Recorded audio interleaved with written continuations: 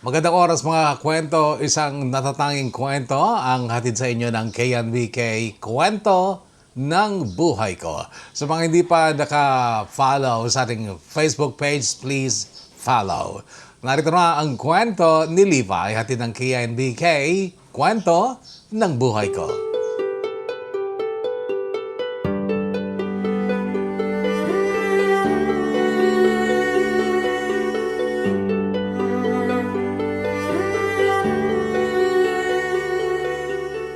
Dear Kakwento,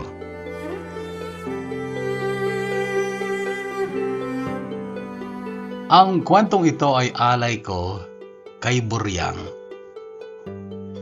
Oo, nakakatawa ang pangalan niya. Anong klaseng pangalan yan?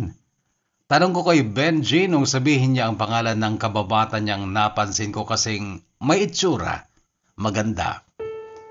Palayaw lang niya yun, sagot ni Benji.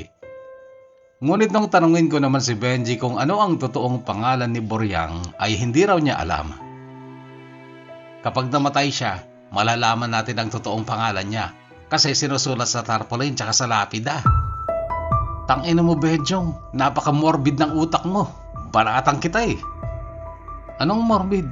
Wala, tanga ka, putang ina mo.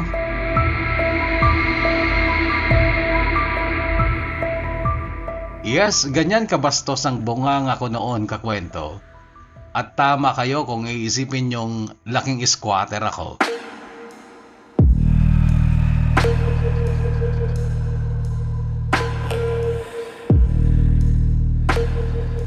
Yang pagbumura na yan, common na lang sa bahay namin noon. Mama at papa ko lintik kung magsagutan ng mura. Mas malutong nga lang magmura si mama kasi taga doon siya sa pinagmulan kong lugar, sa Riles ng Santa Rosa, Laguna. Makailang beses silang naghiwalay noong elementary kami ni Ate Andrea. Nagkabalikan sila noong second year high school ako. Akala ko tuloy-tuloy na ang pagkakaunawaan nila pero bigla na lang gumulo ulit dahil sa pagka-scam ni Papa sa networking. Noon nabadtrip pati si Ate Andrea kay Papa kasi nagbago na ang buhay namin noon. Umasenso na kami tapos biglang bagsak ulit. Mula noon, pinaka-musika na naman sa bahay ang murahan pero nagtataka ako kung bakit hindi na sila naghihiwalay. Hiwalay lang sila ng tulugan pero walang nag-alsa balutan. Naghiwalay lang sila nung bakasyon matapos akong mag-graduate ng high school. Noong tumama sa loto si Papa, 2.8 million pesos ang nakubra niya.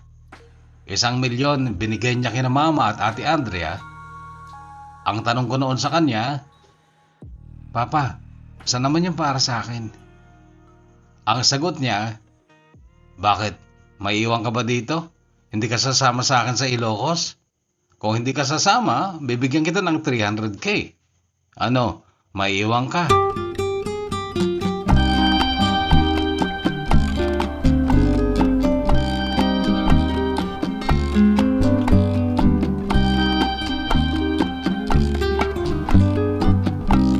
Sumama ako kakwento sa ngalan ng change of environment. Isa pa, hindi ko kasundo si Ate Andrea at na kay Papa talaga ang simpatya ko. Year 2002 noon, 16 years old ako nung umuwi kami ni Papa ng Dingras, Ilocos Norte. Isang malayong barangay yon at Ilocano lahat ng tao. That time, ang memorize kong Ilocano phrase lang ay "Ukininam ulbud". Mura yon para sa taong sinungaling. Madalas kong marinig kay Papa yon. Ilocano si Papa, Bisaya naman si Mama pero never ko siyang narinig na nagbisaya. Never siyang nagsalita ng Bisaya pero nakabasa ako ng mga sulat niyang Bisaya. Dayo lang din si Mama sa Santa Rosa, Laguna. Nagkatulong daw siya nung dalaga siya at isa si Papa sa mga nakilala niya at nakatuluyan pa.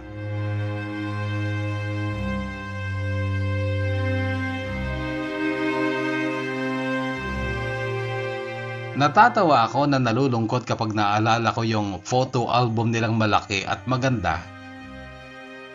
Photo album nila yon nung kasal nila pero binandal lang ni Mama. Yung mga mukha ni Papa at ilang tao sa mga litrato, inikis-ikisan ni Mama. Tapos may mga sulat pa. Mga salitang Bisaya na yawa, pisti, giatay, buang.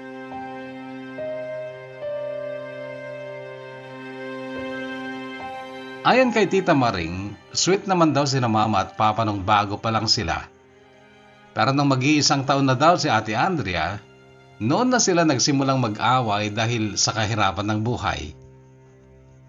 Relihiyosa pa nga daw si Mama noon, palasimba, palabasa ng Biblia. Kaya nga mga pangalan namin ni Ate Andrea ay galing nga sa Bible. Andrea mula kay Apostle Andrew at ako naman Matthew Levi. Tanda ko pa nung grade 5 ako, tinanong ko si Mama kung sa pantalon ba na Levi's ang origin ng Levi ko. Hindi daw. Ang Levi daw ay original name ni Apostle Matthew. Pinagsama na lang ni Mama ang Matthew at Levi, kaya ang real name ko ay Matthew Levi. At unang pagkakataong magka-interes ako kay Buryang ay noong malaman ko na alam niya kung saan galing ang pangalan ko. Ibig sabihin, hindi pala siya tanga o bobo gaya ng pinsan kong si Benji.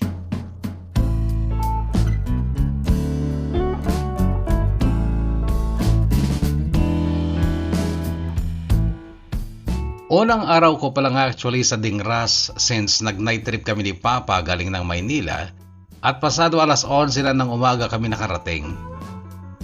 Pagbaba namin ng tricycle mula bayan ay nakita ko kaagad ang dalawang dalagang nagtitinda ng halo-halo, barbecue at iba pang mga merienda sa harapan ng isang bahay na katapat lang ng bahay ng Lola Remy ko. Tanghalian nung dumating kami sa bahay ni Lola Remy at saktong kakain na sila. Nasa hapagkainan na noon sila Tita Maria at anak niya sa pagkadalaga na si Benji. At masama ang tingin sa akin ni Benji. Akala mo bibira sa titig niya. Nung kukuha na ako ng kanin, inilayo niya ang bandihado at saka siya tumawa. Pinagalitan siya ni na Lola at Tita Maria. Nakakamay silang kumain. Ako ay hindi pa sanay noon kaya nanghingi ako ng kutsara at tinidor kay Papa. Biniraw ako ni Papa na mag-aral na raw ako magkamay dahil taga-baryo na ako. Tawa ng tawa si Benji noon, talagang binubuisit ako.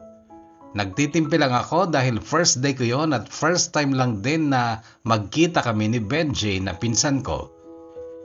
Si Tita Maria, dumalaw na noon sa amin sa Laguna kaya kilala ko na siya. Nung matapos silang kumain, ako hindi pa. Nung tumayo si Benji dahil tapos ng kumain, ang sabi niya, "Maudi aginaw." Hindi ko siya pinansin kasi hindi ko naintindihan ang sinabi niya. Binawal siya ni Tita Maria na umalis. Yun pala, siya talaga nakatokang maghugas ng pinggan pero dinamay ako. Hindi na lang ako nagreklamo dahil sinabihan na rin ako ni Papa na magtulungan na lang kami ni Benji sa paghuhugas ng mga pinagkainan. Pero nung nasa lababo na kami, namura ko na siya. Umangal, inambaan ako ng suntok, inunahan ko ng suntok sa mukha, namula si Gago na paatras. "Halika dito, tangin na matutusukin ko ng tinidor yung mata mo." Sabi ko pa, natakot na. "Sorry na kuya, nagbibiro lang naman ako eh." Naging kuya pa talaga niya ako, tansya ko noon baka magka-age lang kami. Tumawa na lang din ako at ang sabi ko, "Same, nagbibiro lang din ako. Halika na, tapusan na natin to." Sabi ko na lang pero ang totoo, yung gigil ko sa kanya noon ay hindi biro. Natakot lang din ako na baka magsumbong siya kaya kunwari, nagbibiro lang ako.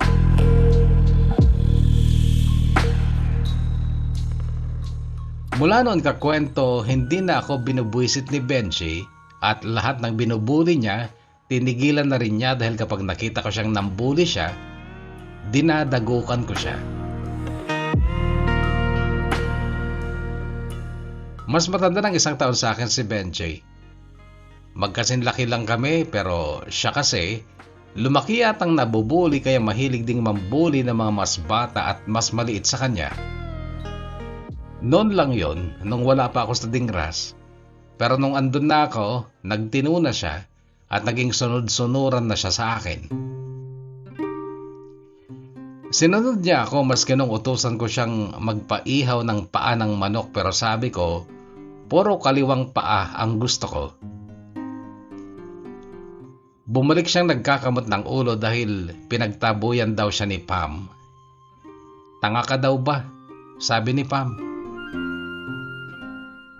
Iyon ang bungad sa akin ni Benji. Halika, sabi ko sa kanya. Nagpunta kami sa pwesto ni na Pam at Buryang. Wala silang customer noon. Nadatnan kong nakatulong ko si Buryang, nakaharap sa radyo at nakikinig ng dramang Ilocano. Hoy, sinabi mo daw na tanga ako. Sita ko kay Pam na noon ay nananalamin sa maliit na salamin. Hoy, Tagalog! Taga Manila ka, Manong? Napangiti ako dahil nakita kong may lipstick sa malaking ngipin ni Pam sa harap. Halika na nga. Aya ko kay Benji. Pero nagsalita pa si Pam. Oy, Tagalog! Puro kanan ang paa ng manok namin. Dugo na lang o isaw ang paihaw mo.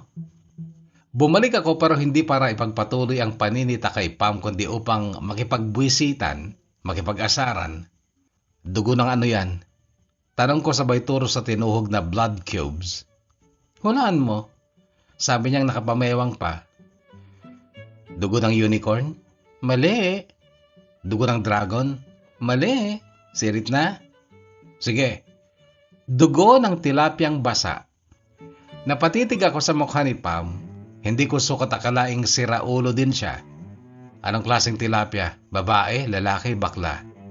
Tanong ko bilang pagsakay sa trip niya pero halos masuka ako sa naging sagot niya. Hindi tilapyang isda, Mr. Tagalog. Tilapia namin.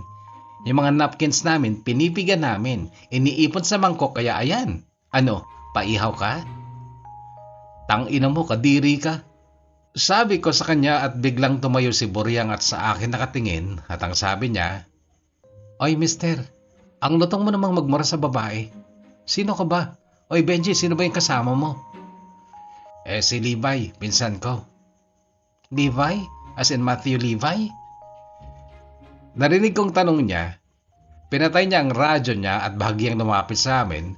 Nasa tabi niya na noon si Pam. Bakit mo alam ang pangalan ko?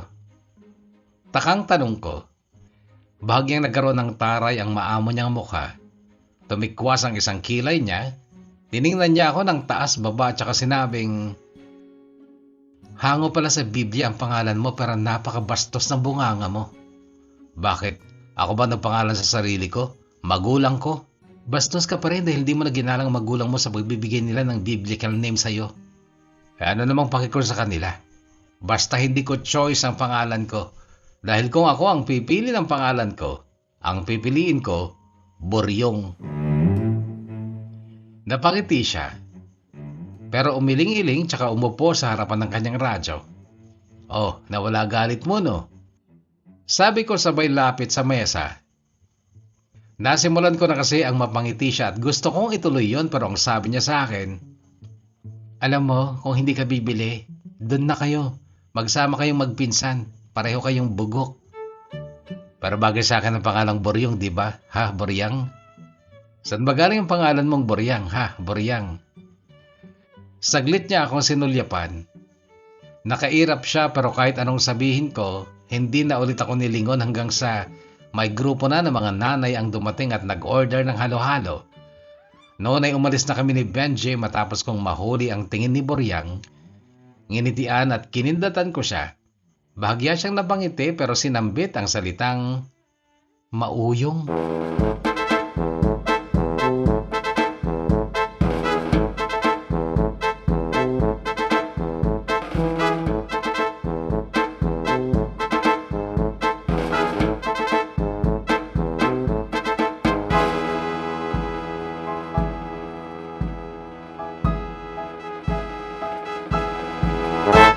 Ganon nagsimula ang maganda naming ugnayan ni Buryang noong unang araw ko pa lang sa Dingras. Noong mga sumunod na araw, naging suki na nila ako sa kanilang panindang merienda dahil nagsimula nang magpagawa si Papa ng maliit na bahay sa likod ng bahay ni Lola Remy. May kalakihan ang bahay ni Lola Remy pero yun kasi ay naipamana na kay Tito Lando, bunsong kapatid ni Papa na hindi nakapag-aral at nagko-construction noon sa Paway. That time ay binata pa si Tito Lando. Siya ang bunso at panganay naman si Tito Mando, sumunod si Papa, then si Tita Maria. Si Papa ay nagmana ng lupa noon pero ibinenta niya dahil ginamit naman niya sa pagpapaayos sa maliit naming bahay na minana ni Mama sa nanay niya. Yung ibang pera daw ni Papa noon ay ginamit sa negosyo pero hindi naman umasenso. Kami ni Benjay parehong naging busy ng bakasyong yon sa pagtulong sa construction. Bahagya ako nagsisi sa pagsama kay Papa noon dahil nilagnat pa nga ako dahil sa sobrang sakit ng katawan ko noong unang araw ng construction kung saan kami ni Benjay ay naatasang maghukay ng mga butas para sa footing ng bahay. Ini-imagine ko noon kung sana nagpaiwan na lang ako sa Laguna, may 300,000 pesos pa ako. Nagsimula na akong magpakita kay Papa ng masamang ugali at pagsisisi sa pagsama sa kanya. Hindi ko agad sinusunod kapag nag-uutos siya. Gusto kong magalit siya sa akin, tapos sasagutin ko hanggang sa utusan niya na akong umuwi na lang ng Laguna. Kaya lang, bigla siyang bumili ng 2 motor. Parehong Honda Click 160, isang gray at isang red at ang sabi sa akin, "O Libay, pumili ka na, red o gray."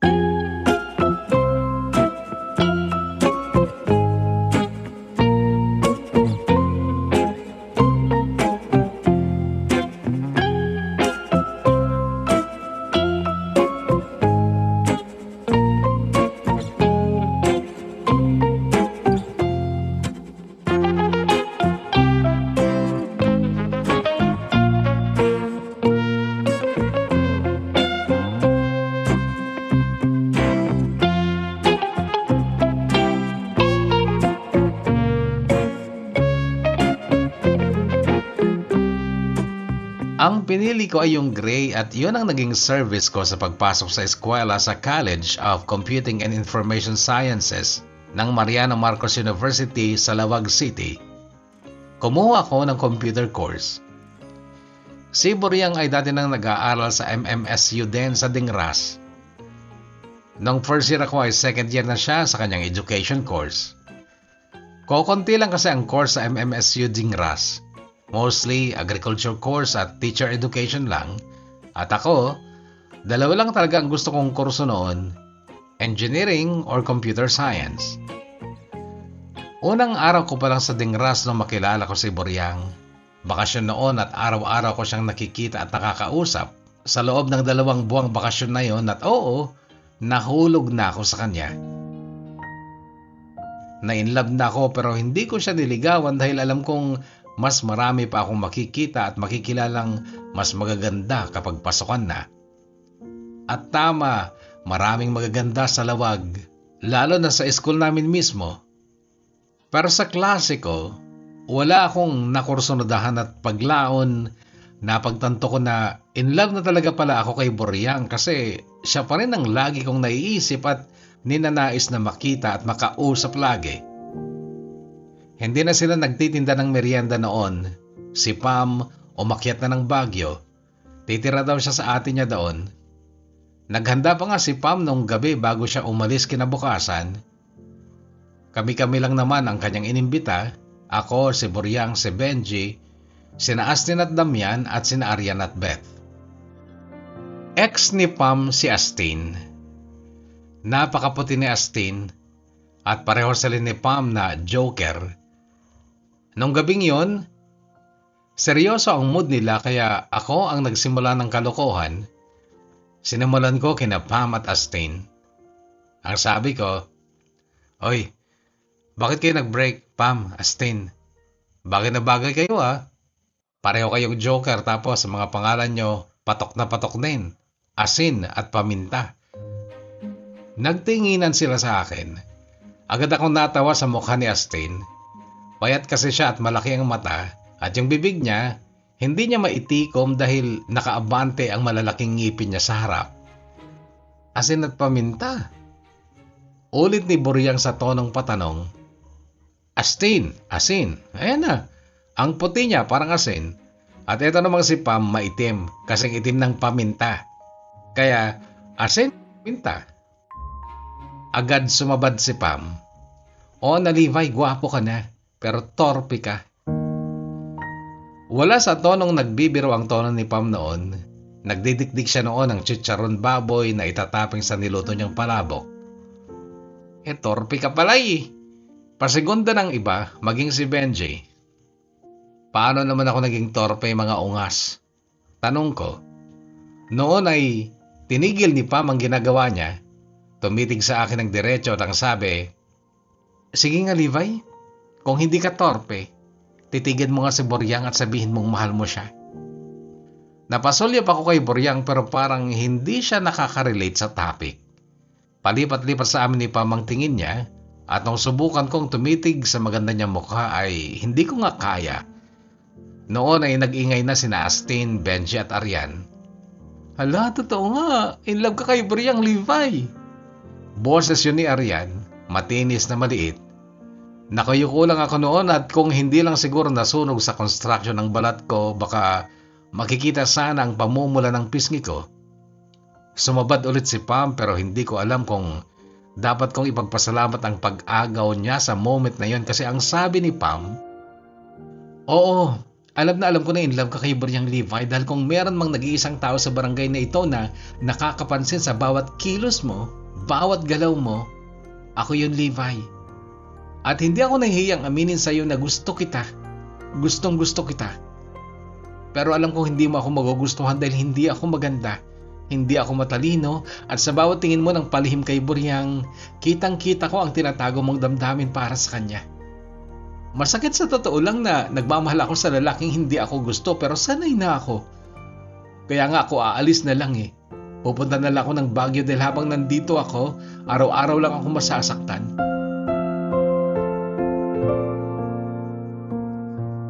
Marubdob ang dramang sinimulan ni Pam. Sa totoo lang, naapektuhan kaming lahat dahil sanay kaming lahat na lokaret si Pam pero that night ay madramang Pam ang nakita namin. Nakita ko din kung gaano nalungkot at tila na konsenso si Boryang. Hinaplos niya ang braso ni Pam at ang sabi niya, nagugulat ako Pam, bakit may ganito? Bakit damay ako? Anong drama ba to? Sinagot siya ni Pam ng ganito, kung ako sa iyo Boryang, bawas-bawasan mo ang pakikinig sa mga drama sa radyo dahil habang nakatutok ko sa mga drama na yan, nakakaligtaan mo ang mga nangyayari sa paligid mo. At wala kang kaalam-alam na may lalaki nagmamahal sa iyo, yan o si Levi.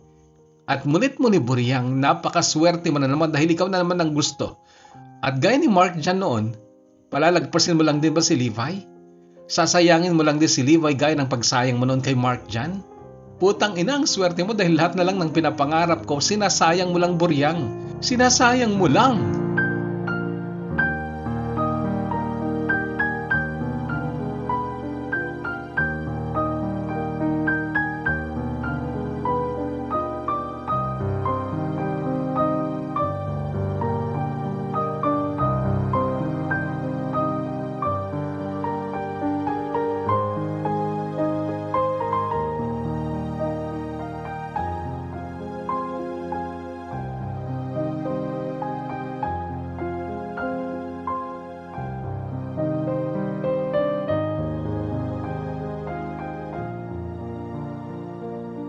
Nung mangyari ang gabing parang despedida ni Pam kahit nasa Baguio lang naman siya pupunta, ay nasa isang buwan pa lang ang nakalipas simula nung magsimula ang pasukan.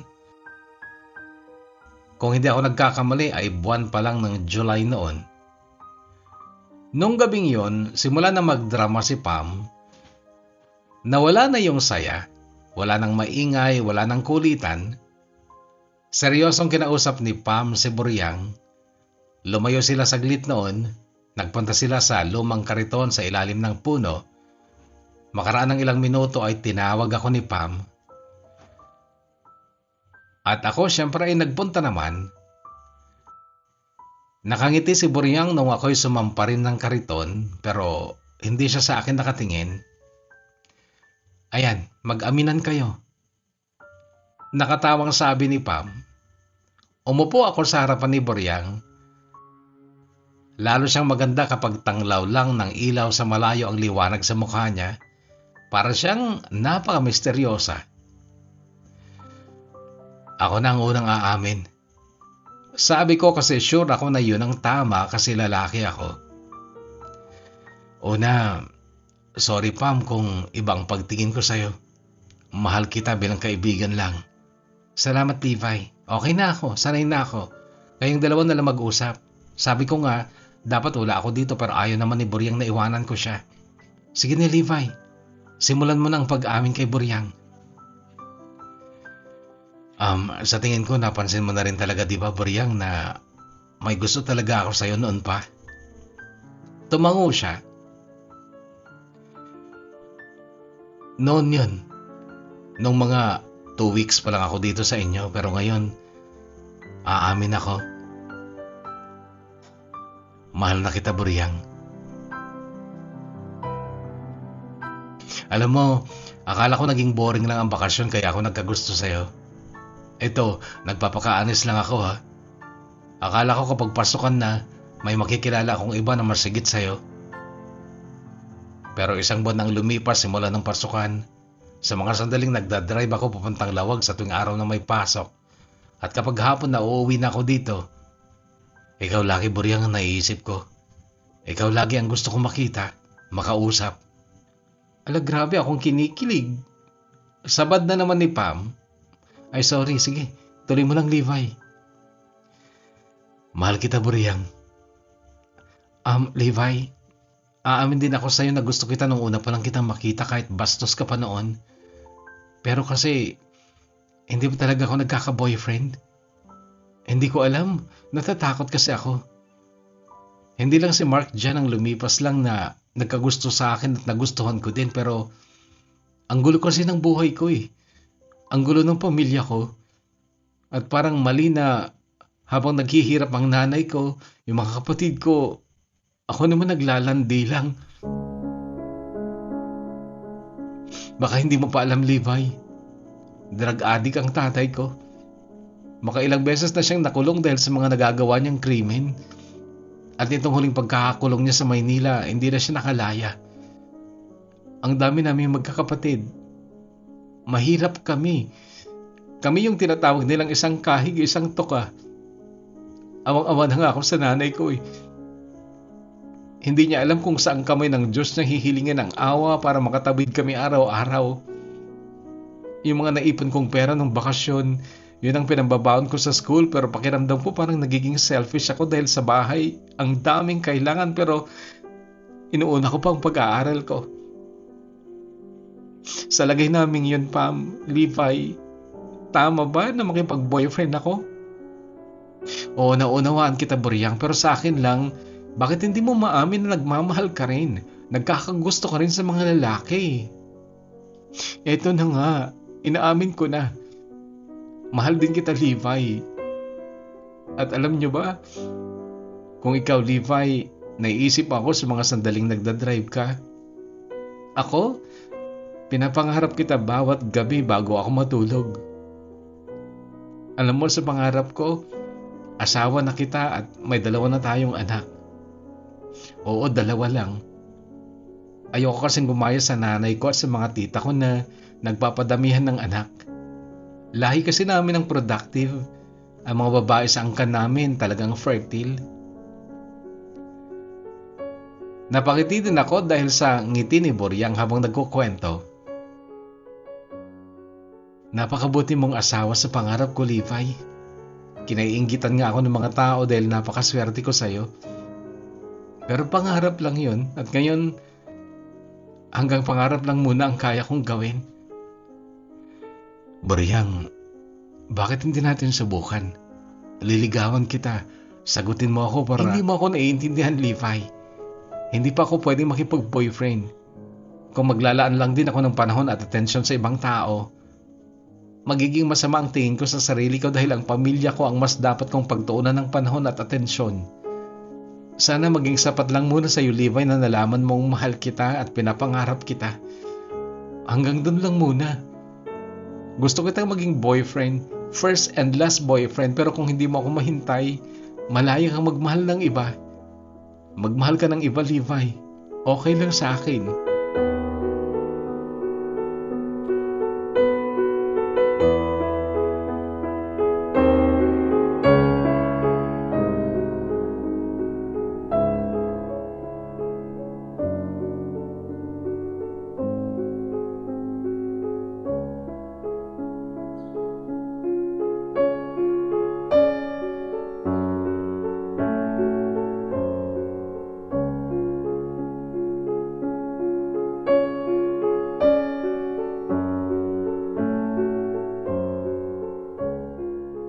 Nagmahal nga ako ng iba, kakwento, pero iyan ay 2 taon ang nakaraan simula nung bigla na lang mawala sina Boryang at ang kanyang pamilya sa lugar na yon.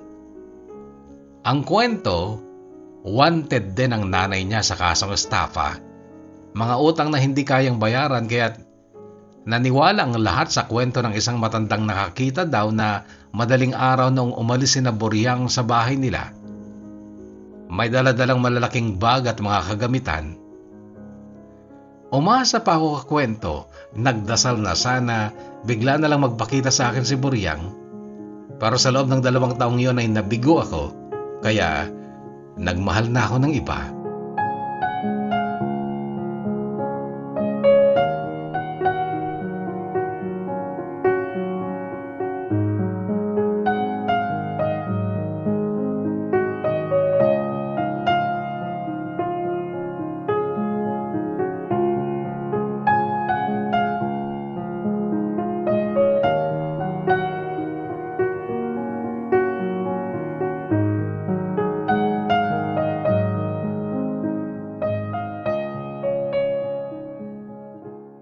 Last year, buwan ng Pebrero, pumanaw si Lola Remy. Hindi ako nakauwi dahil hindi ako pinayagan ng boss kong Arabo.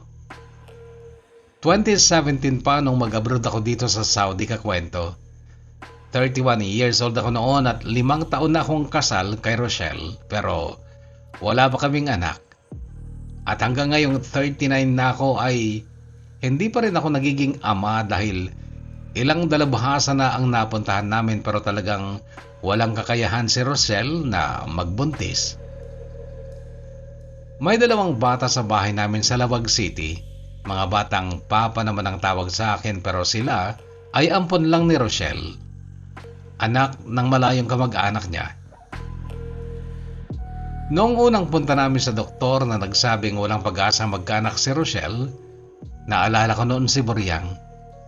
Sorry sa asawa ko, pero naisip ko talaga kung si Boryang siguro ang nakatuluyan ko, baka 4 o 5 na ang anak namin, kasi sabi niya, lahi daw nilang fertile. Kagagaling ko lang ng bakasyon dyan sa Pinas, kakwento, nitong December 2025. Bumalik ako dito January 3, 2026. Bago ako bumalik dito, nagpunta ako sa Dingraso pang dalawin ang puntod ni Lola Remy. Hindi na ako nagpunta sa barangay nila dahil mapapalayo lang ako, at isa pa, wala naman akong dadalawin doon dahil nung mawala si Lola, binenta na ni Tito Lando ang bahay nila, at si Papa naman ay bumalik ng Santa Rosa, Laguna dahil nag-together again na naman sila ni Mama. Yung bahay ni Papa sa Dingras, binenta na rin niya, kaya wala na talaga akong pupuntaan doon. Kaya lang sa gate ng sementeryo ay isang lalaki ang nakasalubong ko, at hindi ako pwedeng magkamali dahil iisa lang ang may ganong mukha dito sa mundong ito. Si Astin. Ako, hindi niya kaagad nakilala. Normal lang yon dahil tumaba na ako at nag-iba na ang mukha. Sa tagal ba naman na kasi ng panahon, mahigit 20 years na mula nung huli kaming magkita ni Astin. At nung araw nga na yon sa gate ng sementeryo, ang tagal niyang nakatitig sa akin. Nagtataka marahil siya dahil nakangiti ako sa kanya hanggang sa, "Ay, okay din ang Levi, si Kamat Lagayam." Natawa ako dahil na-miss ko ang pagmumura ni Astin. Kaya lang, saglit lang ang saya sa mukha niya. Lumungkot na ito bago pa niya masambit ang salitang Dadalawin mo rin ba si Buryang? Hindi ako nakasagot kaagad.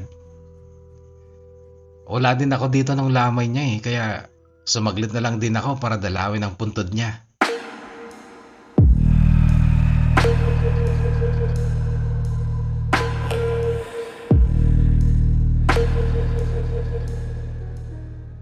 Maria Veronica pala ang pangalan ni Buryang.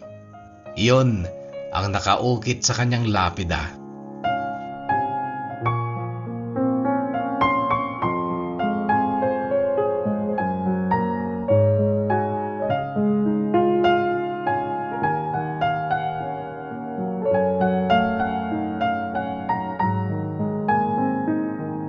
Sinamahan ako ni Astin sa puntod ni Buryang. Galing daw sila ng pasukin. Doon daw sila tumuloy nung umalis sila sa barangay ng madaling araw. Nakulong din ang nanay niya at siya ang nagpakamatay sa pagtatrabaho para sa mga kapatid niya. Sa malabis na pagpapakasipag ay nagkasakit siya at pumanaw na hindi man lang naranasan ang makipag-boyfriend.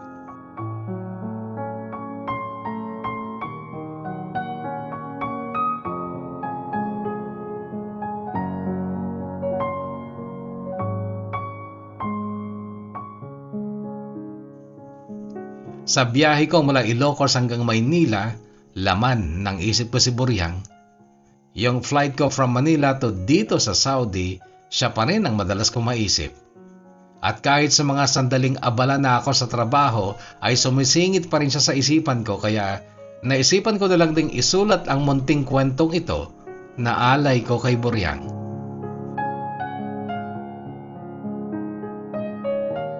Si Buryang ang pinakamabuting kapatid na nakilala ko sa buong buhay ko. Siya din ang dahilan kung bakit nabago ko ang sarili ko noon sa pagiging palamura ko dahil inibig ko siya at gusto kong ibigin din niya ako kaya ako nagbago. Sayang, bakit hindi siya ang nakatuluyan ko?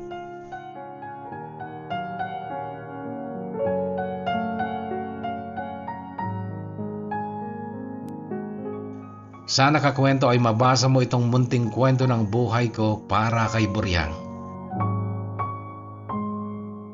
Gumagalang at nagpapasalamat, Levi.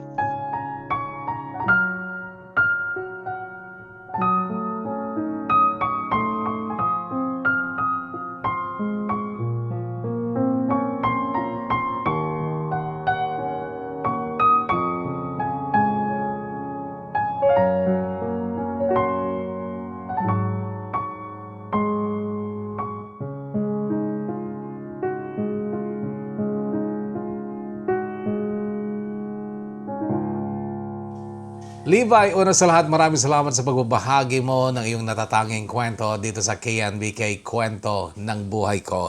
Actually, it's a part of your past. At gusto kong i-encourage lahat na ang kwentuhan sana dito sa KNBK are not necessarily kagaya ng Kahugot TV at DKB. Pwede sana, since mas maiksi ang mga kwentuhan dito sa KNBK, ay pwedeng bahagi lang ng inyong nakaraan, something that is like this, something unforgettable. Okay, para sa kanila, hindi naman kayo masyadong ma-pressure o ma-stress sa pag-iisip ng mga kompletong bahagi ng inyong buhay para lang makapagbahagi kayo ng kwento. So, pwede na bahagi lamang ng inyong nakaraan ang pwedeng i-share, kagaya nga nitong kwento ni Levi. Napakaganda, okay? So, yung ibang part pwedeng i-skip na lang. And if you plan to make another story, something naman na reset ay pwede rin, okay? Para lang maiba ng kwento o konti ang kwentuhan from DKB at saka Kahugot TV, okay? So again, Levi, maraming salamat and yes, for sharing a part of your story. And I do hope na sana yung mga kapatid na natulungan ni Buryang ay mga matagumpay ngayon. Sana worth it ang kanyang sakripisyo para sa kanila. Maraming salamat and Buryang, wherever you are, sana ay kontento at masaya ka. Nakakalungkot lang na hindi mo man lang pala naranasan na magkaroon ng love life. Nakakalungkot yon. And Levi, maraming salamat muli. At ilan sa ating mga shoutouts sa nagdaang kwento dito sa KNBK. Si Daisy Dimaano, shoutout to you. Ganun din kay John Mark Fernando from Santa Maria Alfonso Lisa, Ifugao, shoutout to you. Pahilad na kanay, shoutout to you. Buti naman meron na Kuya Sakto, day off ko po, sabi niya. Hi Kuya, listening here in Hong Kong from Bagao, Cagayan, from DJ Latao. Pa-shoutout Kuya, abangers from Taipo, Hong Kong. Shoutout sa inyo. Adelaide Darimo. Okay? And Genesis Bonesilio says, shout out Kuya Bono from CET Faculty of IFSU Putia Campus. Thanks. Pucha, Ifugao. And Daisy Lynn, di ba Alfonso Lista na kasi yan? Okay. And Daisy Lynn Vidanya says, from Nueva Vizcaya, hi buhay OFW, back to Qatar ulit. Tapos na ang 2 buwang bakasyon sa Pinas, kaya back to Mekos ulit. More stories, Kuya Bono from Daiselin Ferrer. Shout out to you. And listening immediately to your post, Kuya, nakakamiss po makinig sa mga kwento mo. Salamat. It's Honey Gem. Wow, meron na naman Kuya Bono. Kailan kaya mabasa ang kwento ko? Sabi naman ni Jenaline Dawang. Pakihintay lang, Jenaline. Shoutout sa iyo dyan sa Hong Kong. Pa-shoutout Kuya Bono, listening here in Santo Domingo, Ilocos Sur. Pa-shoutout ken Guang, Michelle, Bombay, ken nagwapo nga papangkungan ni Bong Ribibis. Shoutout po. And Sunshine Manuel, shoutout to you. Shoutout po Kuya Bono, yung asawa ko na nagpapastol ng itik na si Jason Sabado. I love you and I miss you, watching here in Cheungshawan, Hong Kong. Lynn Sabado, shoutout to you. Magandang makinig ng radyo kapag ikaw ay nagpapastol ng itik. Sana nakikinig din talaga yung husband mo, ano? Radyo, kaya ito mga downloaded stories sa KNBK. Rosemary Kabigat, shoutout to you. And also to Boss Aim, shout out to you. Kay Armana Yap 2778, shout out to you. Anilin Sulibio, shout out listening here in Jeddah, Kingdom of Saudi Arabia. Shout out sa inyo, always bangers bago mong upload ko. Sabi naman ni Sang Batakan, shout out to you Sang. Lorna Espanto, shout out to you just sa Saudi Arabia. Ingat kayo dyan at magdasal sa mga kakwento kahugot natin dyan sa Middle East. Pa-shoutout Kuya from Arthur Ramos, shoutout to you. Domingo Manuel, shoutout to you dyan sa Kaseknan area, Nueva Vizcaya. Love you 22. Huwag kalimutan ang update mo, Aiken. Ayan, meron na naman mapapakinggan habang naglilinis. Shout ko para family ko dyan sa Ilagan Isabela, listening here in Jeddah, Saudi Arabia. It's from Love Benedicto. And shout out Kuya Bono, listening here in Saudi from Quirino Province. Sabi naman ni Anthony Tolentino. And Alan Del Rosario, hi Kuya Bono, salamat sa upload, listening from Ireland. And Shirel Wandasan, shout out to you. God bless you too. And shout out Kuya Bono, listening here in Hong Kong from Raquel Lumawan and Jackie Rombawan ng Ilocos. Shout out to you. Divina Bala, thank you. And Marcel Butacan also, shout out to you Maricel. Edin Mapile, shout out to you. Maraming salamat sa pakikinig. Also to Jessica Sibaluka, Kim Bagas, thanks sa bagong upload. Shout out po Kuya, your number 1 listener here in Baguio. Shout out sa inyo dyan.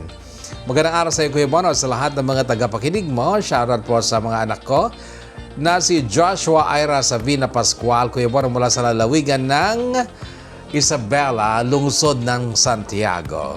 Jubilin Pascual, shout out sa inyo. And thank you then Warjeline Redson Torres, shout out to you Redson. Nakikinig sa Santa Maria Isabela with my boyfriend Gelier Beran. Gelier Helier, Jelier Beran. Sana may tumama man lang sa tatlo. Marie Jane Gunayon, Pasyar Kuya Bono, dito po nakikinig lahat ng kwento mo sa lahat ng channel mo, narinig ko na. Mary Jane Gunayon, maraming salamat sa iyo. And Jenny Grace, kumusta Kuya Bono? I'm a listener from Ramon Isabela, pero andito kami ngayon sa Aritown, Nueva Vizcaya dahil sa trabaho. 2012 high school nung first, may mapakinggan akong story. Ang ganda ng kwento pero hindi ko maalala yung title. Basta na-rape siya sa tubuhan, taga-Cagayan yung lalaki. Nakasave yon sa phone ko, phone ng classmate ko. Sino ba yan? Tina? Tina ba? Basta alam ko rin yung kwento, natatandaan ko, kaya lang hindi ko rin maalala yung kanyang pangalan. Hanggang part 3 na yata yun eh. Okay, magandang kwento nga yun. Hello, Kuya Bono, I'm a listener from Bauco. Pa-shout po sa mga katrapo kong adik sa programa mo, sina Ate Vils at Adele. It's Ruby Santiago. Beverly Sugpatan, shout out to you. Panghuli muna, Grace Sherwin Ablao. Mag-POV sana ako kasi nabitin ako sa kwento, but indeed, may mapupulot kayong aral lalo na sa mga millennials today. Sa mga story senders, don't forget na abangan lagi ang comment ni Grace Sherwin Ablao. JR Advincola, shout out to you dyan sa Tabuk, Kalinga. Hi Kuya, salamat sa bagong upload. Sabi naman ni Angela of Yangmei, Taiwan. And Jane Samson, sorry pero hindi ako masyado naintindihan yung kwento. Medyo magulo. Papakinggan ko ulit sa ibang araw pag may time, sabi ni Jane Samson. So yan na muna. Pasensya sa mga hindi nabasa ang shoutout. At maraming salamat muli sa paglalaan ng oras sa ating programa. Stay healthy, kakwento, stay safe, and may God bless us all.